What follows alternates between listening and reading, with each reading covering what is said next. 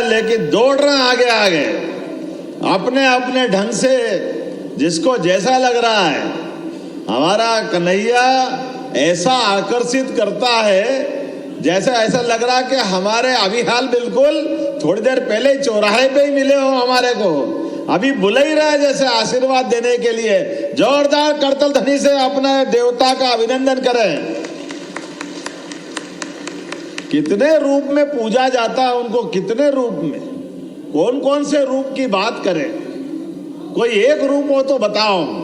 एक व्यक्ति कितने प्रकार के जीवन जी सकते हैं, लेकिन सब में जी करके कमल के पुष्प की तरह किसी में लिप्त नहीं, सबसे निर्लिप्त, सबसे ऊपर। मैं अभी विस्तार से बात करूंगा। इसके पहले मंच पर हमारे अपने यहाँ के विधायक, पहले हमारे प्रभारी मंत्री राकेश जी के लिए जोरदार तालियां बजाओ। उनने रसखान की सुंदर पंक्तियां सुनाई।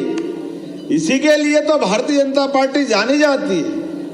हमारे यहाँ हिंदू मुसलमान का भाव नहीं है। हमारे यहाँ परमात्मा को, सृष्टि को, समष्टि को, व्यष्टि को समझने वाले लोग चाहिए। इसलिए रहीम, रसखान यहाँ की माटी में अपने आप को जोड़ करके चले तो आज सदियों से उनका हम स्मरण करते हैं। लेकिन सावधान, जो यहाँ का खाता है और कहीं और का बजाता है, ये नहीं चलेगा। भारत के अंदर रहना होगा तो रामकृष्ण की जय कहना होगा। इनके बाहर कुछ नहीं है। हमारे अपने देश के अंदर हम सबका सम्मान करना चाहते हैं, हम किसी का अपमान नहीं करते हैं। हमारे देश के अंदर पवित्रता के बलबूते पर कितना अच्छा लगता है। आज मैं चंदेरी के हस्तशिल्प के उस अलग से चंदेरी की साड़ी बनाने वाले, कौन सा कैंपस बोलते हैं उसको, हैंडलूम पार्क में गया। क्या हिंदू, क्या मुसलमान, क्या धूमधाम से मेहनत कर रहे हैं। जोरदार तालियां बजाओ सभी के लिए। ये पवित्रता का भाव चाहिए। हम तो सर्वे भवन्तु सुखिनः, सर्वे सन्तु निरामया, सबके लिए पवित्रता का भाव रखते। भाई आपकी पूजा पद्धति कोई भी होगी, आप किसी भी धर्म को मानते हो, सब छूट है आपको, लेकिन सबसे पहले देश की देशभक्ति भी चाहिएगी। देशभक्ति के बिना कुछ नहीं हो सकता है। देश है तो हम सब रहेंगे, इसलिए देशभक्ति की जरूरत है।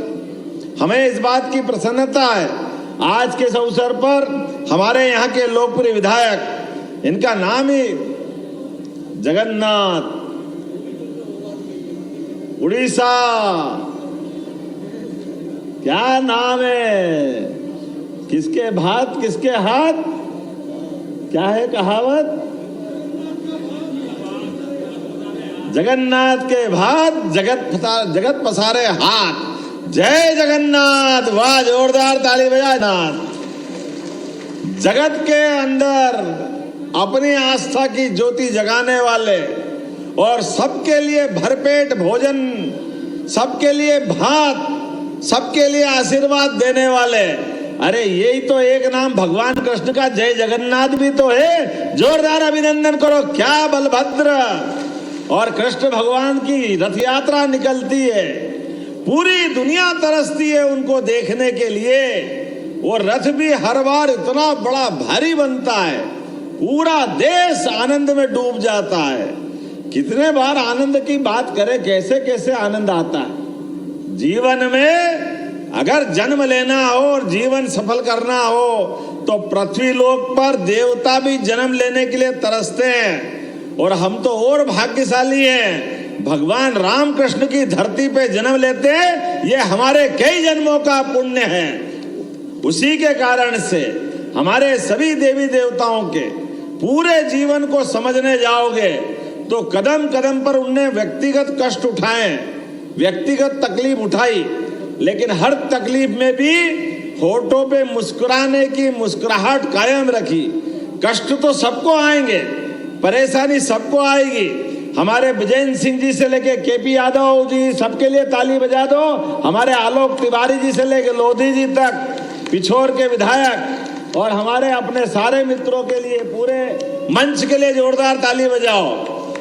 हमारे अपने इस भाव के लिए आज जन्माष्टमी मनाने का मौका आया, तो मैंने कुशाभाऊ ठाकरे जी के भी आज ही जन्म दिवस है।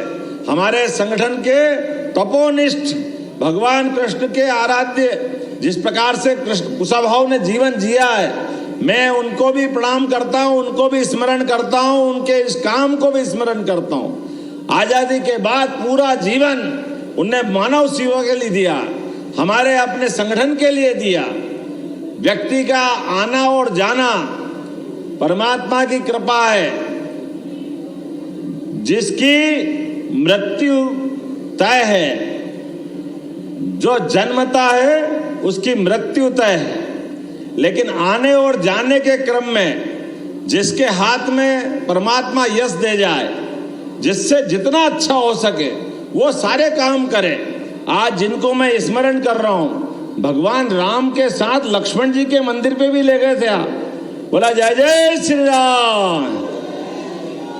क्या भगवान का मंदिर है लक्ष्मण जी का चंदेरी के अंदर, और भगवान राम का अलग, भगवान लक्ष्मण का अलग। और क्या बताया कि जल झूलनी एकादशी के दिन दोनों का मिलन होता है।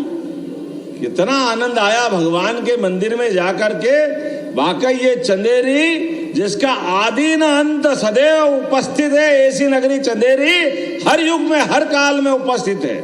मुझे इस बात की प्रसन्नता है, हमारे अपने 1528 के अंदर भी यहीं बाबर के साथ युद्ध में वीरता के बलबूते पर राजा मेदिनी राय ने अपनी शहादत दी, और 1600 ज्यादा रानियों ने अपने आप को अग्नि में समर्पित करके भारत के अंदर नारियों की ताकत बताने का प्रयास किया कि यहाँ की बहादुर छत्राणियां वीरांगनाएं जान दे देगी, लेकिन भारत की आन नहीं देगी, भारत की इज्जत को मिट्टी में नहीं मिलने देगी।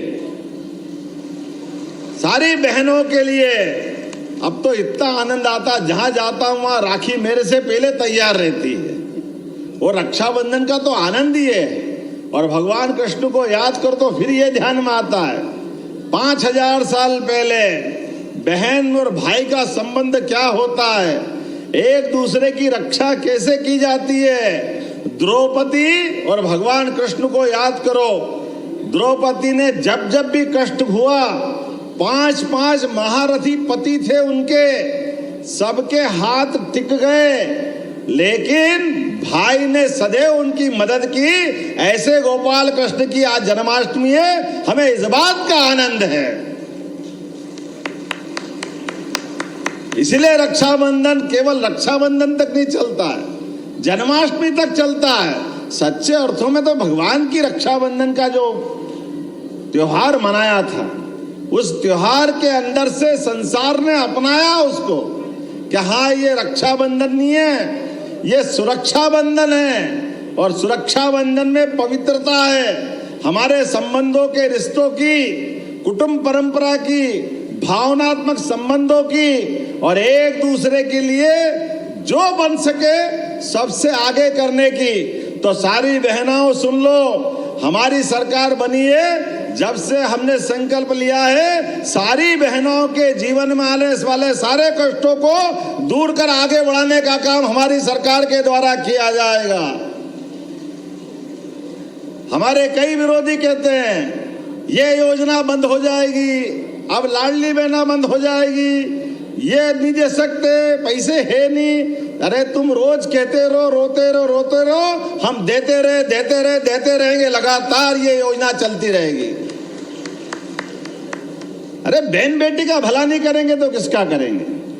हमारे तो देश की विशेषता ये है, हमारा देश एकमात्र 200 से ज्यादा देश दुनिया में है, बड़े बड़े देश अमेरिका, रूस, चीन, जापान, इंग्लैंड, लेकिन वो कोई भी अपने संबंध माता बहनों से नहीं जोड़ते, वो पुरुष प्रधान संस्कृति के माते से जाने जाते हैं। इसलिए कोई अमेरिका माता की जय नहीं बोलता है, कोई इंग्लैंड को माता नहीं बताता। इन दुनिया के अंदर कोई देश माता से जोड़ता अपना संबंध वो एकमात्र देश है भारत, इसलिए बोलते हैं भारत माता की।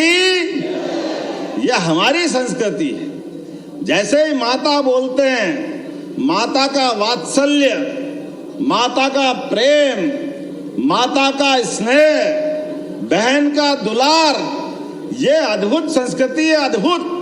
दुनिया तरसती है इस बात के लिए। और इसी का कुछ बात कर लें अगर जन्माष्टमी के साथ, कभी कल्पना करो तो सिहर उठोगे। यशोदा माँ के लिए नंद बाबा के घर में नंद घर आनंद भयो, ये जय कन्हैया लाल की इतनी धीरे से बोलो तो मजा नहीं आएगा। नंद घर आनंद भयो, ये जो जय कर रहे हैं कन्हैया लाल की जय कर रहे हैं ऐसे नंद बाबा और यशोदा माँ के लिए, उनके कष्ट को याद करोगे तो आंखें भर आएगी, आंखें कलेजा फटेगा। यशोदा माँ ने भगवान कृष्ण के अपने घर में आश्रय देने के लिए, भगवान के लालन पालन के लिए अपनी सगी बेटी को वसुदेव देवकी को दिया। वो ये जानते हुए कि ये बच्ची जो दे रहे हैं ये बचेगी नहीं, लेकिन अपनी दोस्ती की मिसाल नंद बाबा और वसुदेव की कि मेरे मित्र का बच्चा सुरक्षित रहना चाहिए, इस संसार में आतंक का अंत होना चाहिए। कभी कल्पना करो अपने बच्चे को, कोई नवजात बच्चा घर में हो और किसी दोस्त को आप ऐसे दे दो मरने के लिए, कोई सोच सकता है ऐसा क्या?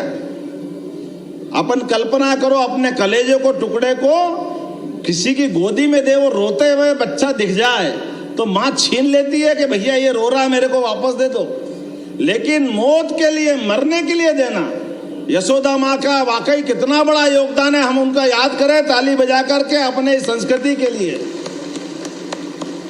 नंद बाबा यशोदा मैया ने अपने कलेजे से ज्यादा टुकड़े को मानकर भगवान कृष्ण को पाला पोसा।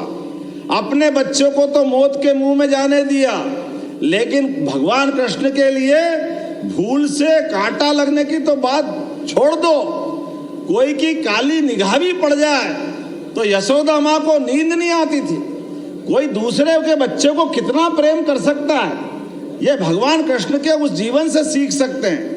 और भगवान ने भी माँ के साथ जो संबंध और लीलाएं की है, आज भी कोई भी माँ बेटे को याद करना हो तो देवकी को याद नहीं करते, यशोदा और कृष्ण भगवान को याद करते हैं कि माँ बेटे का संबंध हो तो हर घर कन्हैया हो और हर घर यशोदा हो। यह हमारी संस्कृति है, इसके कारण से हम जाने जाते हैं। इसीलिए कल हमने धूमधाम से जन्माष्टमी की शुरुआत में इंदौर के अंदर बड़ा भारी कार्यक्रम किया। 5000 बहना यशोदा मैया बन के आई और अपने भांजे को कृष्ण बना भगवान बना के लेके आई। हम में से सब लोग सुनना, अगली बार जब अपना ऐसा जन्माष्टमी मने तो आप भी अपने अपने स्तर पर ऐसे ही अपनी यशोदा माँ को बुलाना और कन्हैया को याद करना, जिसके माध्यम से वो आनंद का दृश्य फिर जिंदा होना चाहिए। यशोदा माँ का वो त्याग मालूम पड़ना चाहिए, यशोदा मैया का वो त्याग समाज के बीच में आना चाहिए। और कृष्ण भगवान के जीवन के कष्टों की तो बात ही क्या करो, जाने अनजाने हमसे अपराध हो जाता है।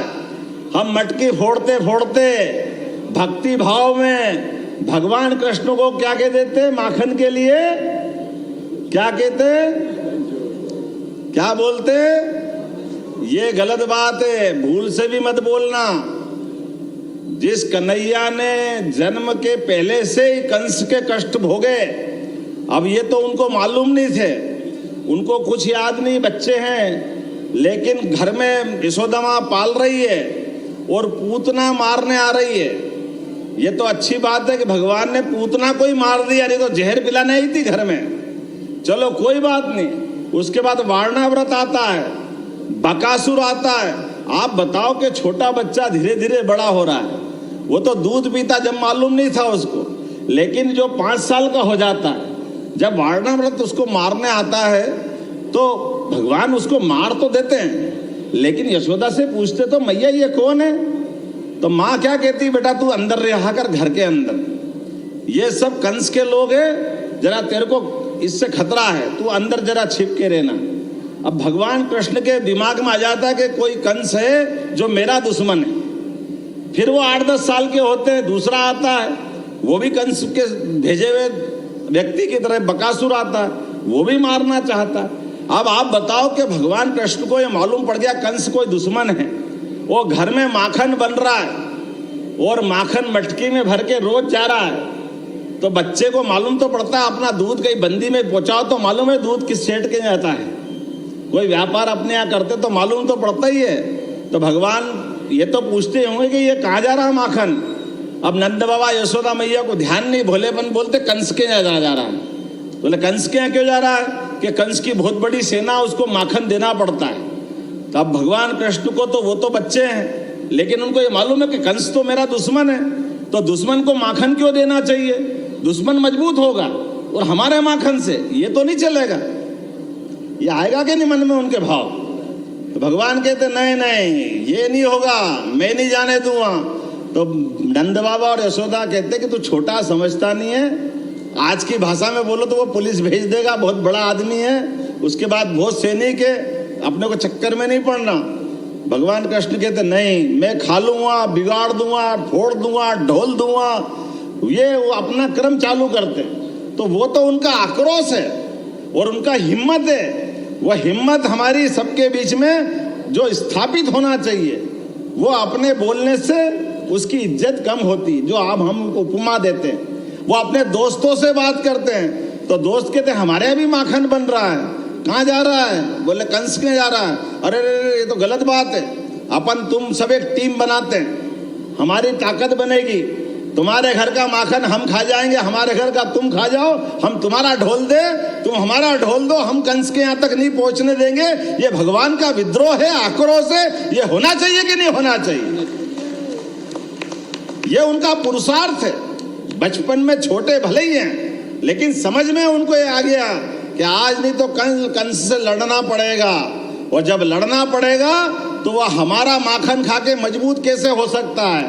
तो जाने अनजाने अपने भगवान को अब भूल से भी ये मत बोलना जो हम बोलते हैं, माखन का दृश्य लाना, माखन मटकी फुड़वाना, माखन खिलाना, लेकिन भगवान को ये उपमा मत देना जो जाने अनजाने हम दे देते हैं। ऐसे एक नहीं कई रहस्य हैं। भगवान कृष्ण शिक्षा को क्या महत्व देते हैं ये हमारे सामने। कंस को मारने के बाद भी शिक्षा ग्रहण करने उज्जैन में आए। 64 कला, 14 विद्या, 18 पुराण, 4 वेद।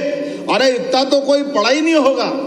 इसी कारण से एकमात्र भगवान अपने हैं श्री कृष्ण, जो विद्यार्थी करके भी आते हैं और जीते जी जगत गुरु कहलाते हैं। जगत गुरु की संज्ञा भी अगर किसी को मिली है तो भगवान कृष्ण को मिली है।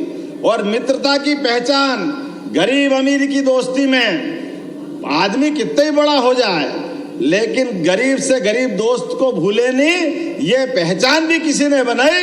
तो भगवान कृष्ण की अपनी सुदामा से मित्रता का प्रसंग हम सबको मालूम है अपने दोस्त के साथ का, और सबक भी कितना बड़ा देते हैं। दोस्त की इज्जत बनाए रखने के लिए सुदामा, तो आप अपन याद करो स्कूल का जीवन वाला कोई मित्र, अपन नाम भूल गए होंगे, लेकिन वो महाभारत का युद्ध भी हो गया, द्वारकाधीश हो गए, तब मेले कुचेले कपड़े में एक गरीब व्यक्ति वहां आता है और वो बताता कि मैं सुदामा हूँ। तो द्वारपाल और बाकी अधिकारी भगा देते, बड़ी मुश्किल से, मानता नहीं तो बताते कि कृष्ण भगवान से कहते कोई सुदामा आया है। दौड़े दौड़े आ जाते हैं और आने के बाद हम सबको याद है अपने मित्र को, उसकी हालत देख के भगवान को आंसू आ जाते हैं। 1 दिन 2 दिन 3 दिन लगातार 6 महीने तक रखते हैं। सुदामा परेशान है कि मेरे को जल्दी जाना, मेरे घर बच्ची की शादी करना, मकान है ही नहीं, गरीबी, हालत बहुत खराब है, सुबह खाओ तो शाम के ठिकाने नहीं पड़ते हैं, कुछ मिल जाए। लेकिन कृष्ण भगवान कुछ नहीं देते हैं। 6 महीने में अपने बड़ी मुश्किल से 5 महीना, 6ठा महीना, तब वो कहता कन्हैया तू नहीं मानेगा लेकिन मेरे को जाने दे। भगवान कहते हाँ आप चले जाओ। 6 महीने रोकने के बाद जब भगवान के घर से वो जाने लगता द्वारका से, भगवान एक चवन्नी भी हाथ में नहीं रखते, अब सुदामा जी को ये टेंशन हो जाता कि मैं आया काहे के लिए था, इतने दिन से यहाँ बैठा हो खाने पीने के लिए थोड़ी था। बेचारे को याद आने लगी मेरी श्रीमती क्या कर रही होगी, बच्ची का क्या होगा, ब्याह शादी क्या करेंगे। उनको तो वो तनाव था, लेकिन इस तनाव के बाद भी कन्हैया पसीजते नहीं है। उनको घर में से भेजते तो रथ में, लेकिन हाथ में कुछ नहीं देते। लेकिन कोई बात नहीं, अब क्या कर सकते, मन में आदमी है, गुस्सा करते करते जा रहा है सुदामा जी। और जैसे उनका घर पहुंचता 8-10 किलोमीटर दूर तक, उनको डर लगता कि पत्नी का सामना कैसे करूंगा, मैं मिलूंगा कैसे, वो मेरे को क्या सुनाएगी। 6 महीने में गए और कुछ लाए नहीं तो काहे के लिए गए। लेकिन ये हमारे लिए गर्व की बात है, 10 किलोमीटर दूर से नौकर चाकर आ गए, सुदामा महाराज हो गए। वो गए तो बेचारे अकेले थे, और घर जाके देख तो बड़ा भारी महल बना, इतना धन धान्य संपन्न कर दिया। ये उदाहरण दिया कि गरीब भले आपका मित्र हो, उसके हाथ में पैसा देने के बजाय पीठ पीछे से मदद करो ताकि उसकी आंखें नीचे नहीं हो। ये उदाहरण भगवान कृष्ण ने सबके सामने दिया।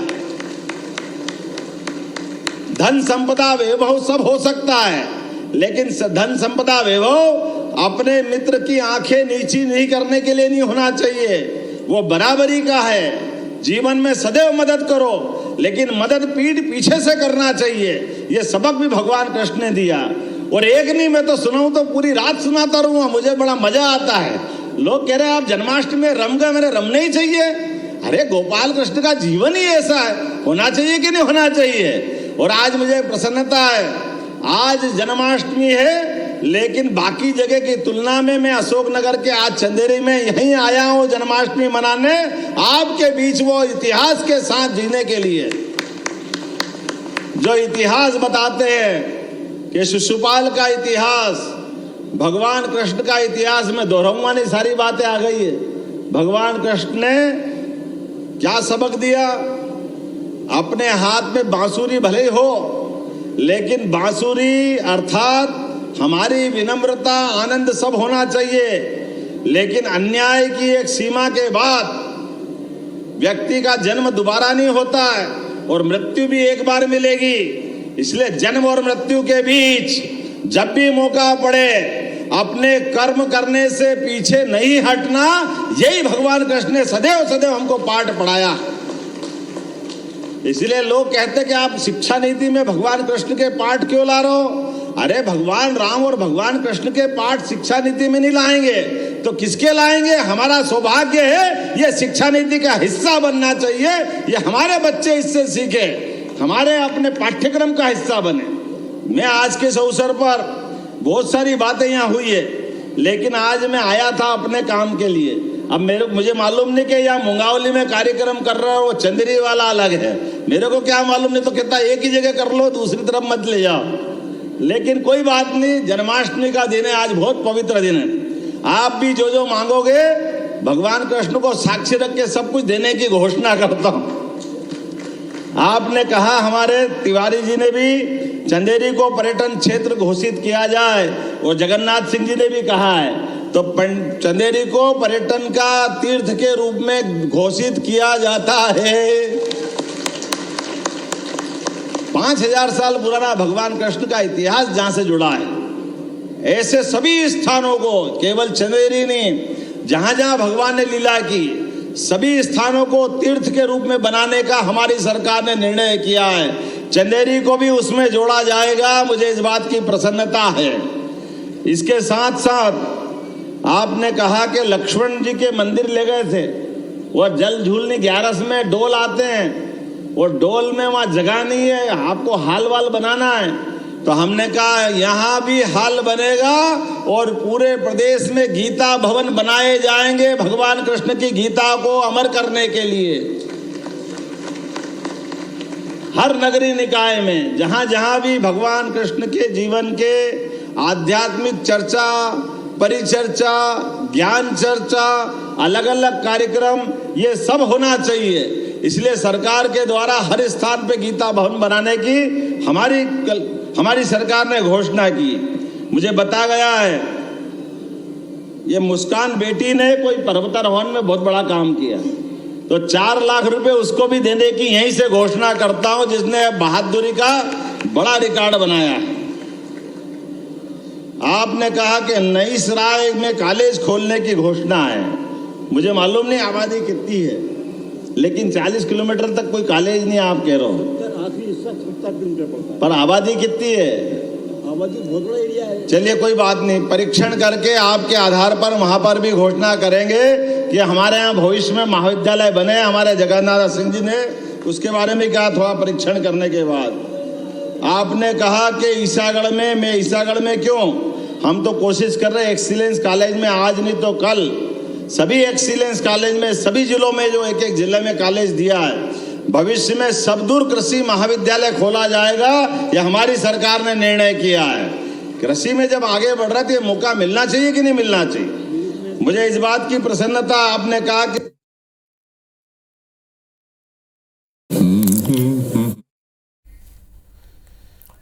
तो ये तस्वीरें आप देख पा रहे हैं चंदेरी से सीएम डॉक्टर मोहन यादव इस वक्त लाइव हैं। जनता को उन्होंने, लोगों को संबोधित उन्होंने किया और लगातार देखिए किस तरह से आज जन्माष्टमी के मौके पर ये भव्य आयोजन, श्री कृष्ण जन्माष्टमी पर्व का आयोजन किया गया है, जिसमें सीएम डॉक्टर मोहन यादव शामिल हुए हैं। चंदेरी से ये लाइव तस्वीरें आप देख पा रहे हैं, अशोकनगर के चंदेरी से ये लाइव तस्वीरें।